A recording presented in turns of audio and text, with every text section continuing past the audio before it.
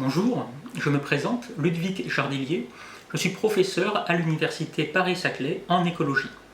Mes activités de recherche visent à comprendre le rôle des micro-organismes dans le fonctionnement des écosystèmes aquatiques, aussi bien marins que d'eau douce, et notamment à leur contribution au cycle biogéochimique et au flux de gaz à effet de serre.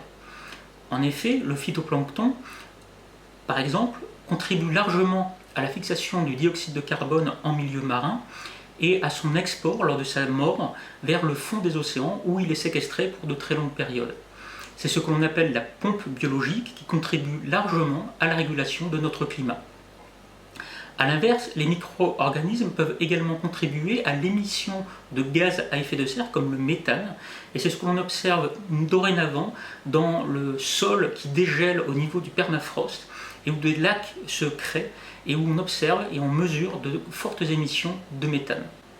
Si j'ai accepté de faire partie de ce jury Terre Eau Fertile, c'est pour deux raisons principales. La première, c'est que ce concours va permettre de promouvoir la recherche auprès du public, et notamment ici d'un public jeune, de lycéens, alors même que la recherche peut être parfois mal perçue, voire malmenée, et notamment par les politiques.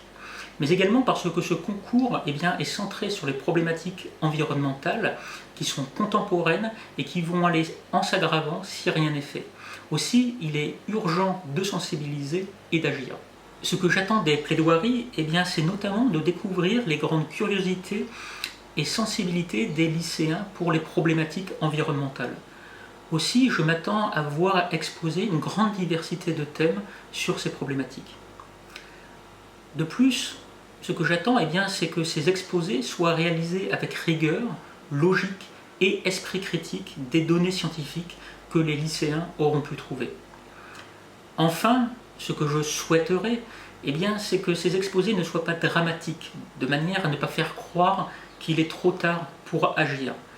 En effet, il est urgent d'agir, mais pas encore trop tard.